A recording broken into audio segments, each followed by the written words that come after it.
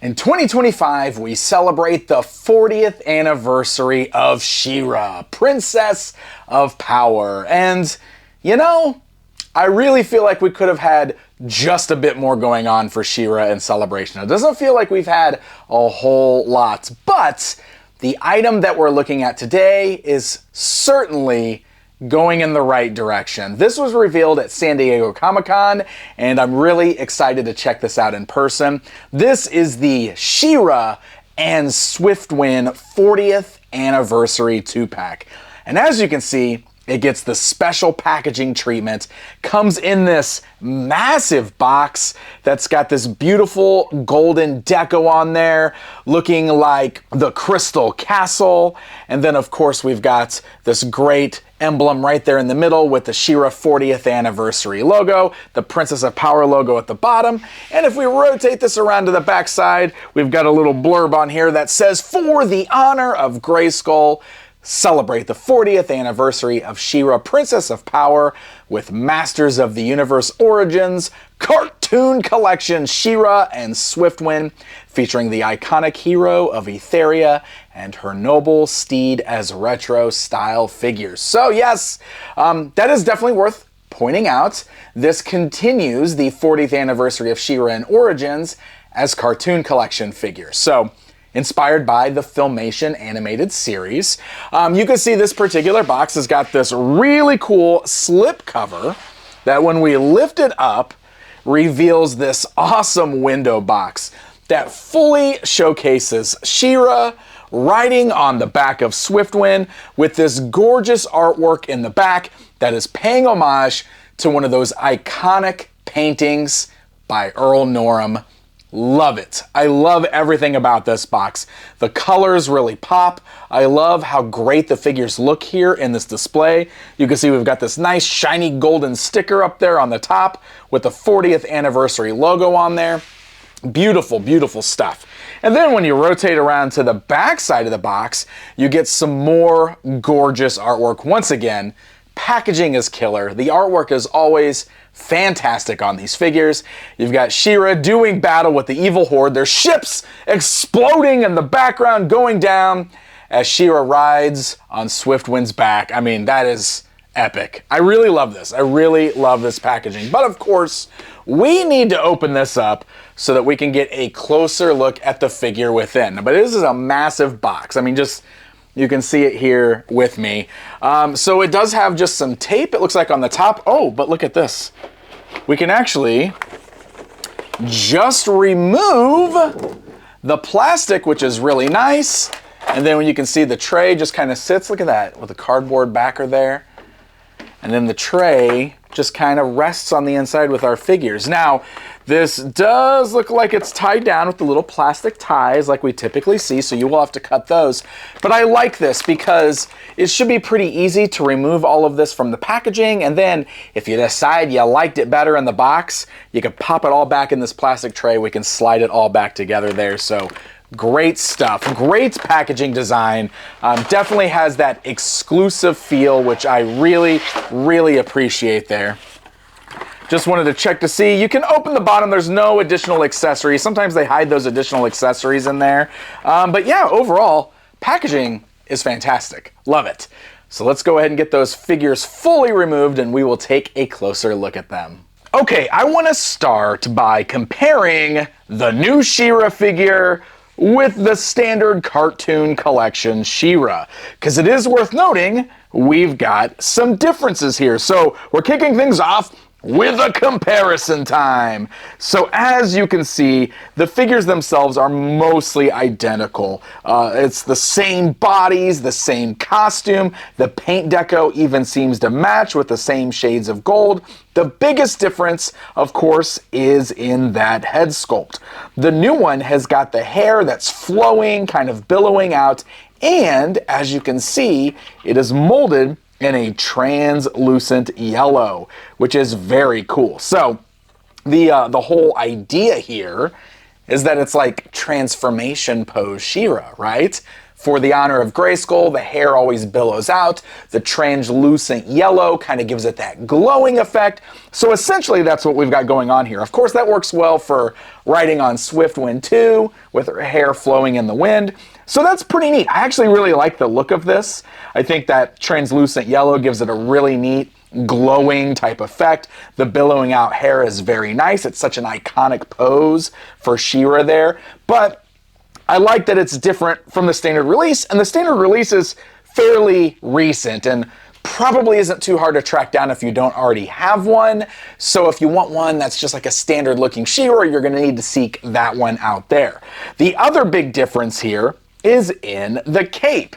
The standard release had a plastic cape, which is pretty typical for the Origins line, but this new version here has a soft goods cape, which I actually like quite a bit. You can see it's very flowy, has kind of a nice shimmer to it. One thing I want to point out, the way it was packaged, it actually kind of damaged my cape a little bit. You can see right there, it had like some tape on it the way it was in the box, and so it kind of left these little creases and even kind of tore the cape just a little bit. So that's unfortunate. I guess be careful when you're unpacking yours. I don't know. I hope that's not like something like everybody's cape is going to be tore up. At least it's on the back, but I know it's there. So it still kind of bugs me knowing that it's there. The cape is also longer than the shorter plastic cape seen on the standard release. I assume the reason they went with the soft goods is because she'll be sitting on Swiftwind's back. Of course, we're going to test it out with the standard release as well, just to make sure that she sits on Swiftwind's back just fine without any problems. The final difference between these figures comes in the Sword of Protection, which, as you can see on this version right here, is molded in a translucent blue, and then they added the silver paint down here. So, you know, you got the gem in the center, of course, but then the sword kind of fades into this translucent blue, sort of like, you know, the power of Grayskull. Again, kind of adding to that whole transformation sequence there. She also gets the sword to shield, which, you know, just to remind everybody, the shield is the sword turned into a shield, so she really shouldn't be holding both at the same time, but it's whatever. It's your toys. You do what you want with it. So the shield is the same way. It's molded in a translucent blue plastic. It's got some silver paint on there. It's nice. It's really cool. This is a very nice pack-in She-Ra. I think she looks really cool. I love that billowing out hair. I still think she's got a really beautiful face sculpt, and I do appreciate that she's different from the version that we just received. And now we talk about the main event of this particular set being Swiftwind. And I gotta say, he looks great. And also, he's a very solid figure. He feels really good. The legs are sturdy and there is a lot of articulation going on here.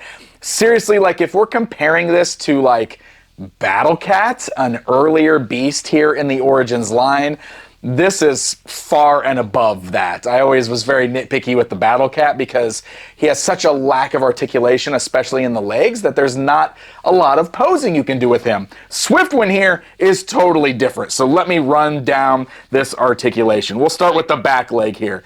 You can see that the legs do have the ability to move forwards and backwards, and there are those very tight ratchet joints, which is really good for a steed like this because it's going to have a figure sitting on his back, so you don't want those legs to buckle. So very, very tight joints there. They do also have the ability to move slightly in and out, as you can see. Where the knee would be, or the first knee, I guess we got two knees on the back legs of a horse, right? So you can see bending at the knee, swivel at that knee, same at the second knee here. You've got the hinge joint, you've got the swivel, and then the same thing down here at the ankle, right above the hoof. You can see same thing. You've got that hinge joint, you've got that swivel, nice sturdy articulation in those back legs. The tail has the ability to swivel, and it also has its own hinge joint, so you can move the tail up and down as well. That brings us to the front legs. They can move forwards and backwards. The joints aren't quite as tight. They don't have like those clicky ratchet joints, but still very solid. You can see they are still kind of ratcheting a little bit there, so they kind of lock in place as you're turning it. Swivel at the knee, hinge joint at the knee, same right above the hoof down here. So the legs are nice. Of course, you always have to kind of play around with the horses on figures like this to get them to stand well. You got to just find the right stance with them. You always got to find the right way that doesn't look weird too. That's always the trick, right? You got to get a natural horse look. But for the sake of this right here, I just want to show you that he stands just fine. I even have like a three-legged pose with one of the feet up right now, and it looks really nice. So let me talk about the head real quick. You can see you can swivel at the neck left and right, and then it does also have this really nice hinge joint here so that the neck can lower just like so, kind of really bows his head there. This will be good for if you want to get like those maybe bucking poses. Here, let's see if we can do this real quick. This is going to be a little bit of a challenge probably. It's not going to be perfect either because I'm like doing it on camera in front of everybody right now. Okay, probably not perfect. I am using the tail for balance. But look, yeah, bucking pose. I'm sure you can mess with that and get that to look a little bit more natural and a little better than that, but I do like that you've even got the option to do that. I think that's pretty cool. Also, this would be good for like a flying pose, right? Like if you've got a flight stand that you could put Swiftwind on, which by the way, he doesn't come with a flight stand. I do kind of wish we had a flight stand here, but nonetheless, if you have a flight stand, you know, being able to bend the head up and down like that at the neck is good for that as well. And then the other piece on the neck here, of course, you can move the head itself at the top of the neck. It goes up and down and does kind of slightly swivel left and right. The mane is getting in the way of that just a little bit, but you can see the swivel at the base of the neck there. So there is a really good range of articulation here. Should be able to pose him around really well. That does bring us to the wings. So the wings are really cool on this. Like for the most part, I really like the way that they handled these. As you can see, they are plugged into these little white joint sockets. And at first when I was looking at it, I was like, oh, I don't know if I really like those sockets because they're so bulbous, they're really standing out, until I realized that they are part of the overall saddle and the bridle. And the reason I like that is because that means it's fully removable and it's not going to leave any holes in the horse's body. And I'll show you that in just a second. But I want to talk about this a little bit more. You have to attach these wings yourself when you first pull them out of the package, and it is a little bit hard to get them in here. I think once they're in, you don't need to worry about removing them again. And then you do have really nice joints there. You can see they hinge, so you can kind of get that flapping motion. They can swivel around, and then of course you got the joints in the center of the wings as well, very similar to what we've seen for like Sorceress and such. Of course, when you open it all the way up, it's going to break the sculpt up, but it's pretty nice, and for the most part these are doing really good. On the left hand side, this is all nice and tight. It's doing really well. On the right hand side, I've got a floppy wing. It's not super bad, but it does tend to kind of fall down a little bit, as you can see. So I don't know if this is going to be a problem across the board with like the floppy wings. Like I said, this isn't so bad though. You can see how it's kind of like flopping around when I move him, but it does seem to be holding a pose for the most part, so it's not so bad. I do really like that they did it this way because of the removable aspect of it, because you do have the option to display this as Spirit, which is very cool. So, as we're moving around to that, I do want to talk about the paint on here as well, because I think Swiftwind looks great. He's a very bright, vibrant white. The colors on the wings and the helmet are those bright pinks and blues. All of that looks really nice, but I do have a very few pieces of nitpicking I need to do on some of the paint. The most egregious is here on the bridle. You can see that this layer of pink that they laid over on the blue was not laid over thick enough, so the blue paint is really kind of bleeding through, and I've got a lot of scratches on here where you can just see the blue coming right through. That's how it was straight out of the box. So this could definitely be a lot cleaner. That's the only spot on here where the paint doesn't seem to be as clean as it should.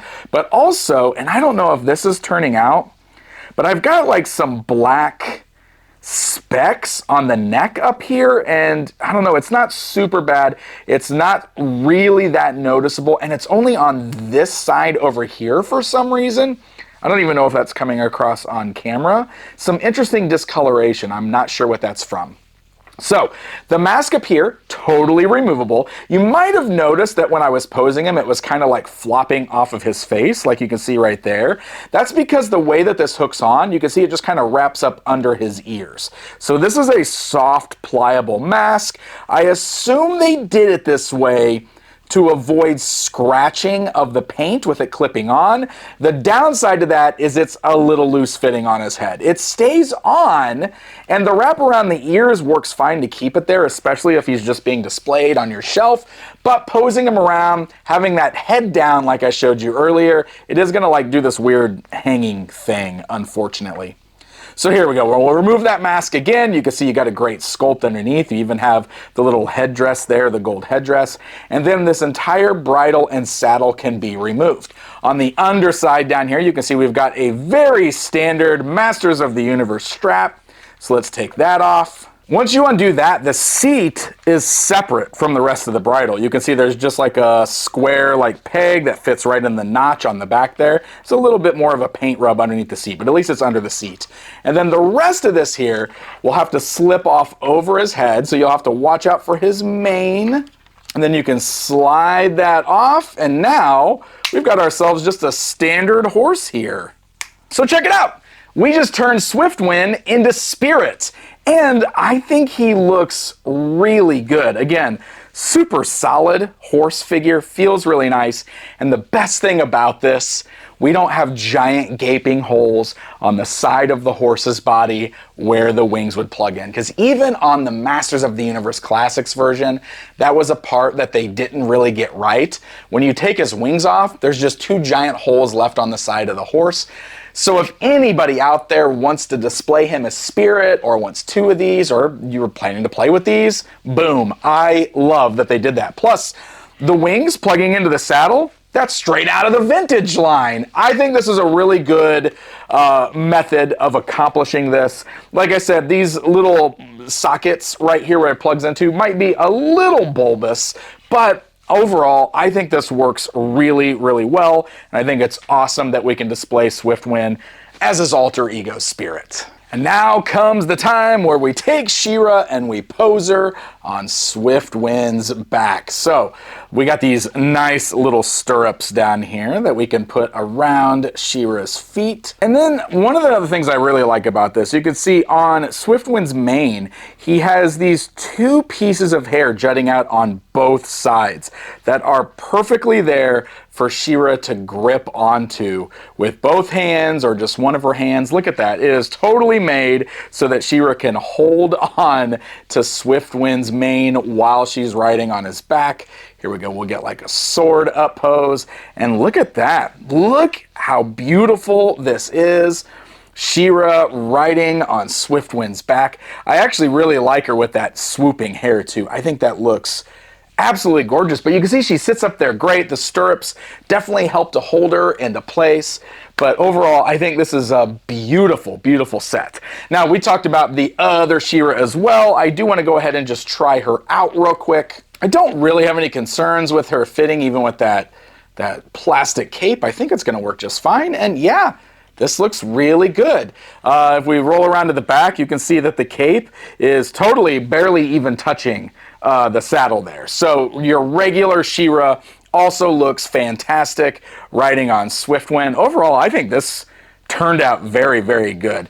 All right, guys, it's comparison time. Here is the brand new Cartoon Collection 40th Anniversary Swiftwind standing alongside the vintage Swiftwind action figure from the Princess of Power toy line. Obviously, we got differences here, right? This one's inspired by Filmation, so you got the Filmation colors. The original toy was very pink, very gold, so it's quite a bit different, but still fun looking at these two side by side. And then we're going to go ahead and move vintage Swiftwind out of the way, and I'm going to bring in the Masters of the Universe Classics figure.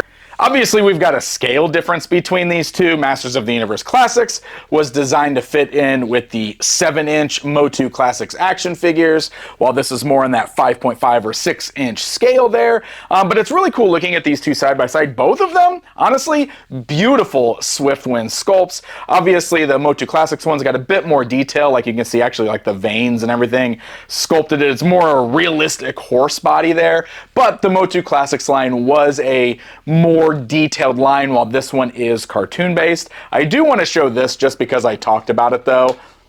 Those are the big gaping holes I was talking about. So when you remove the wings from the Motu Classic Swiftwind, you're left with those. And I always thought it would be nice if they came with plugs or something, but it did not. So turning this version of Swiftwind into Spirit is not as seamless as it is with this brand new figure here. I only had a few minor nitpicks with this set. You know, that paint could be a little bit cleaner, specifically on the bridle. The wings might have a little bit of a flop to them, but overall, this is great. This is a really, really great set here. The figures are beautiful. I love that we finally have Swiftwind joining the collection. This is a perfect figure to be getting for the 40th anniversary of She-Ra. And while I will say that I still very much feel like this anniversary could be going a little bit better. Like, there's just so much that feels like it's missing for She-Ra. We have so few Great Rebellion members that it's kind of baffling that we're celebrating She-Ra's anniversary without these Great Rebellion members. And I was kind of hoping to see them do more kind of based on the original toy line as well, not just the Filmation stuff. So those are my gripes, throwing them out there. This right here, though, this is a step in the right direction. This is a fantastic set, and I'm really happy to see this joining the lineup. So She-Ra and Swiftwind, this 40th anniversary set, is a Mattel Creations exclusive. It goes on sale for Club Grayskull members first on Wednesday, September 24th, and then opens up to everybody else on Thursday, September 25th, 2025. So set yourself a reminder, log on to Mattel Creations. Happy hunting. Very special thanks to Mattel for sending this over so we can get a good look at her outside of the package. Definitely leave me a comment down below. Let me know what you guys think of this, and let me know what you think of the 40th anniversary of She-Ra as a whole. Are you happy? Are you hoping for more? Do you think they're doing it just fine? All of those comments are relevant. I want to hear them. Post them down below. Until next time, my friends.